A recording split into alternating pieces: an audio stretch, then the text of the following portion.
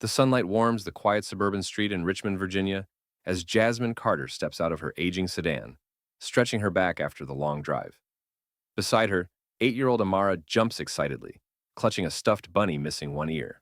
The two of them stand in front of a small blue house with white shutters and an overgrown yard. It is far from perfect, but to Jasmine, it looks like freedom. This house once belonged to Jasmine's grandmother, who spent her life cooking Sunday dinners and telling stories about perseverance. Before she passed away, she left Jasmine the house in her will. For a long time, Jasmine didn't believe she'd ever get here. She spent years living paycheck to paycheck in cramped apartments with thin walls, loud neighbors, and a landlord who treated her like she was disposable. Now she is home. Really home. Amara runs up the porch steps, her laughter dancing in the air. "Mama, look, we can sit here and drink hot cocoa at night." Jasmine smiles, imagining the scene. Warm evenings watching fireflies. Mornings where Amara doesn't have to worry about eviction notices taped to the door. She unlocks the front door and the hinges creak like the house is waking up after a long sleep. Dust floats in the sunlit beams, pouring through the living room windows. Boxes line the hardwood floor. Books, kitchen dishes, Amara's school supplies. A photo of Jasmine and her grandmother rests on a counter already, looking over them like a blessing. Jasmine sets her hand on the wall and whispers in a soft voice only the house can hear. "We're safe now. We belong here." For the first time in years, her chest doesn't feel tight with anxiety. No rent hanging over her, no threat of losing shelter. This house is something she earned through generations of love and sacrifice. She looks at her daughter's beaming face and smiles proudly. "A new beginning," she says. What Jasmine doesn't see, what she cannot yet imagine, is the curtain twitching across the street. A pair of cold eyes watching her every move. A judgment already forming. The neighbors did not expect someone like her to move into this house. They will not welcome her kindly. But Jasmine Carter has survived too much to be scared of anyone now. A home is more than walls. It is a line she refuses to let anyone cross again. This fresh start? She will fight for it, no matter what comes next. Jasmine is sipping her first cup of coffee in the new house when the doorbell rings. The sound echoes through the empty rooms, sharp and unwelcoming.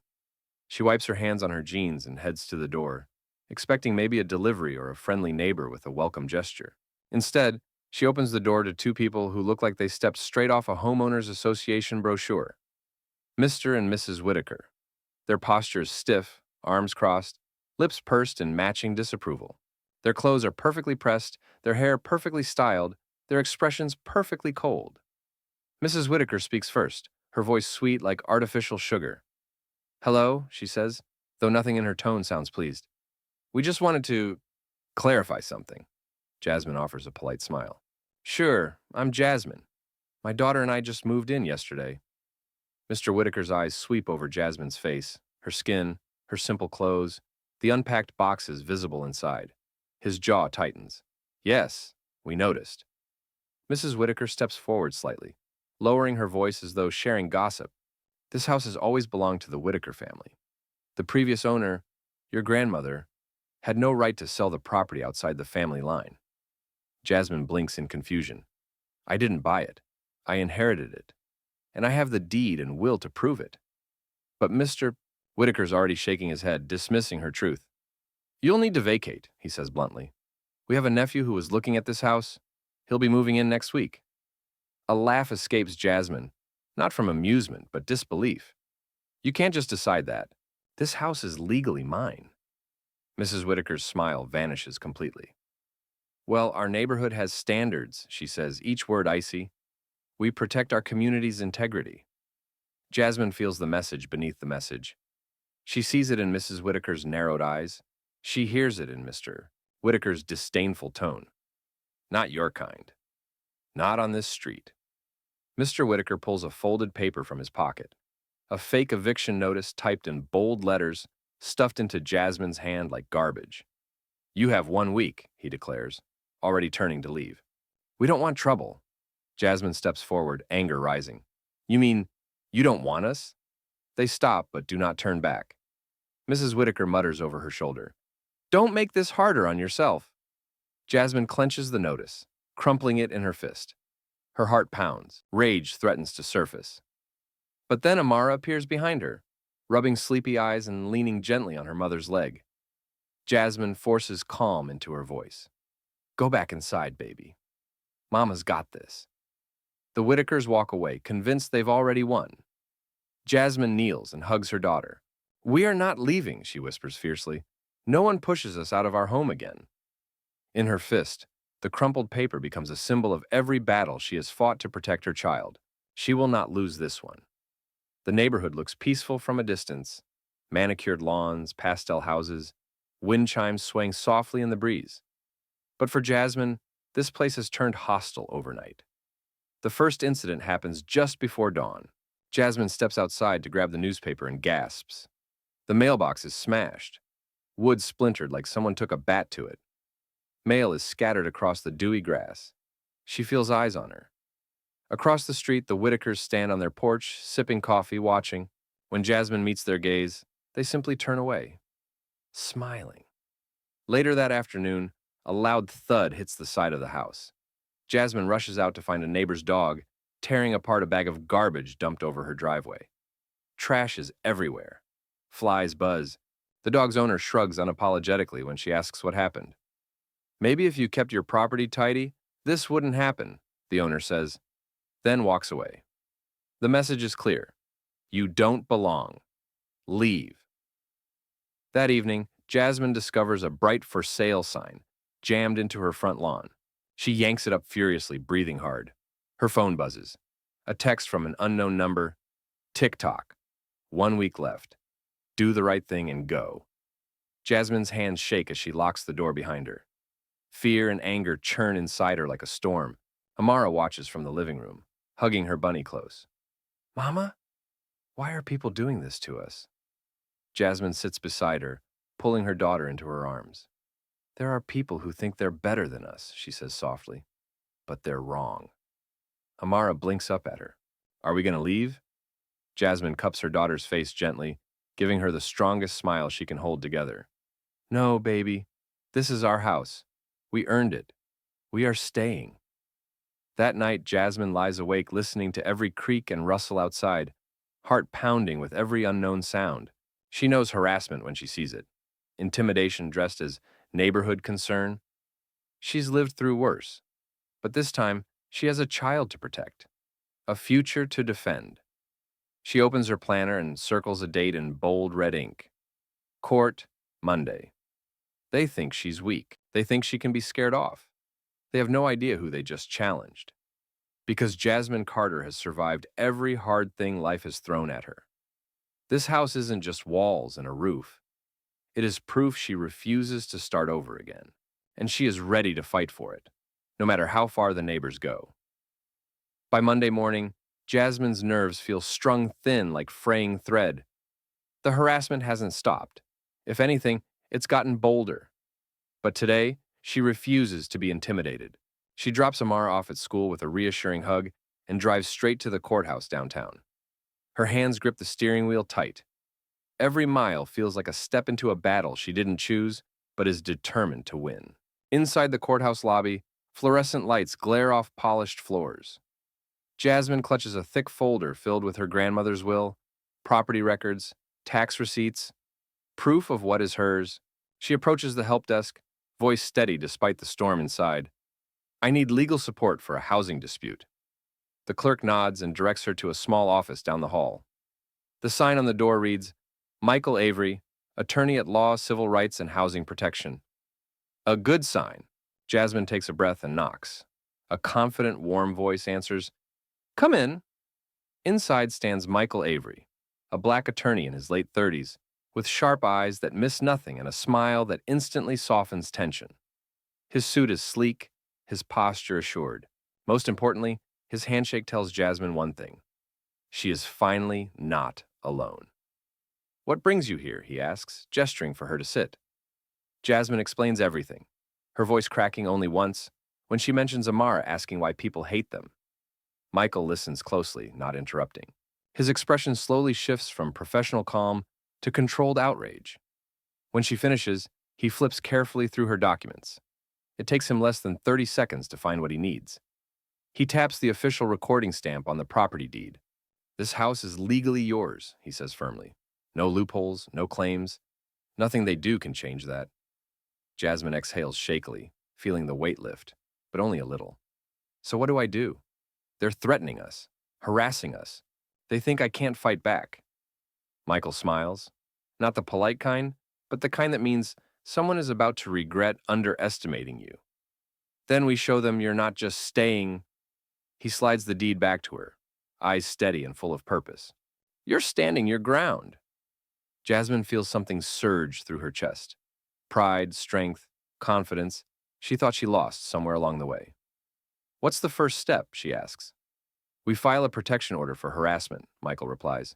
And then, we make sure the judge hears exactly what they've done. Jasmine nods, fire in her eyes now. Michael stands and offers his hand. You're not the first person they've tried this with, he says, but you'll definitely be the last. Jasmine takes his hand and shakes it, her grip firm. She walked into this building scared. She's walking out a fighter, because now she has a lawyer who knows the law, knows the truth, and most importantly, believes in her. The courtroom feels colder than Jasmine expected. The air is stiff with tension and the quiet hum of whispered judgments. Amara sits in the front row with a counselor from the school, clutching her bunny to her chest, eyes wide but brave. She came to watch her mother fight for the home that finally feels like theirs. Across the room sit Mr. and Mrs. Whitaker, rigid in their chairs, dressed like they are attending a political fundraiser instead of facing justice. Their lawyer flips through papers, trying to look confident, though he avoids eye contact with Jasmine entirely. Jasmine takes her seat beside Michael Avery, who appears calm, collected, almost comfortable in the battlefield of the courtroom. He gives Jasmine a subtle nod, a reminder that she holds every advantage here. The judge enters, a stern woman with glasses perched low on her nose. She scans the documents in front of her. Case: Whitaker versus Carter. The plaintiffs claim unlawful residence and property dispute. The Whitakers nod as if victory is already theirs. Michael stands smoothly. Your Honor, the plaintiff's claim is based on intimidation, not legal ownership. He hands the judge a neatly organized packet of documents. This is the official deed, Michael explains. Signed, notarized, and filed with the county. The property was legally inherited by Ms. Jasmine Carter from her grandmother. There is no legitimate claim by the Whitaker family. The judge flips through the proof, brows lifting slightly. But Michael isn't finished. He places a second packet on the table. And this, he says, voice tightening, is evidence of continuous harassment. Smashed mailbox, unlawful eviction notice, intimidating text messages, a for sale sign placed without permission. He looks directly at the judge now. This is not about property. This is about prejudice. Jasmine's heart pounds, but in a way that tells her she's winning. The Whitaker's lawyer pushes to his feet, sweating. My clients were simply trying to maintain the neighborhood's standards. Michael cuts in sharply. No standard includes targeting a single mother and a child to racially remove them from their lawful home. Gasps ripple through the room. The judge leans forward. Mr. Whitaker, Mrs. Whitaker, she says, voice colder than the walls around them. Do you have any legal evidence this property belongs to you? The couple exchange panicked looks. Their lawyer shuffles papers desperately. But the truth stands louder than their lies. No, Your Honor, he finally mutters. The judge closes the file with a firm snap. Then this court rules in favor of Ms. Carter. The property is rightfully hers. Attempted harassment or eviction will result in severe legal consequences. Bang! The gavel slams like thunder, final and powerful. Jasmine exhales a breath she feels like she has been holding since the day she moved in. Tears sting her eyes, but she keeps her head high. She won. Not just a case, her home, her dignity, her daughter's future. Amara rushes to her side and wraps tiny arms around her waist. You did it, Mama! She squeals through happy tears. Jasmine kneels, hugging her daughter tight. No, baby, she whispers, voice trembling with pride. We did. Outside the courthouse, the crisp afternoon air feels different, lighter, like the whole sky finally stopped pressing down on Jasmine's shoulders. She walks toward the parking lot with Amara holding her hand, both smiling through tears of relief. For the first time in weeks, The fear is gone. The doubt is gone. The future feels real again. Then she hears hurried footsteps behind her. "Miss Carter!" Jasmine turns. The Whitakers are rushing toward her. No longer stiff, no longer proud, just shaken. Mrs. Whitaker's voice trembles. We owe you an apology." Mr. Whitaker nods quickly, eyes unable to meet hers. There was a misunderstanding. We didn't mean—" Jasmine raises a hand, stopping his sentence, before it can disguise itself as sincerity. "No," she says quietly but firmly.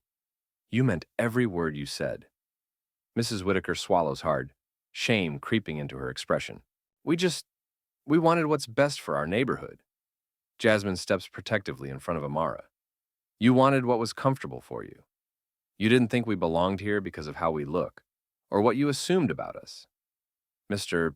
Whitaker opens his mouth, searching for defense, but nothing comes. Jasmine isn't yelling. Her calm hurts more than shouting ever could. "You tried to scare us out of our home. You tried to take away my daughter's safety.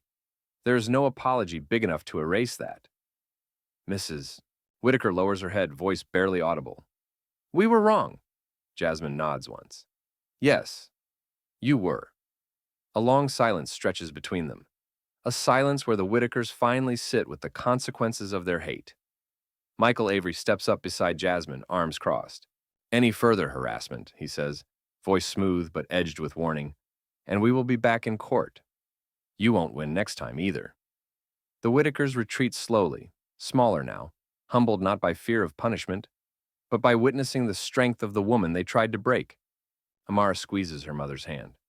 "Mama, are they going to leave us alone now?" Jasmine looks down at her daughter, her eyes softening. "They don't get to decide anything about our lives anymore." She smiles, not for the neighbors, but for herself and her child. And then she turns away.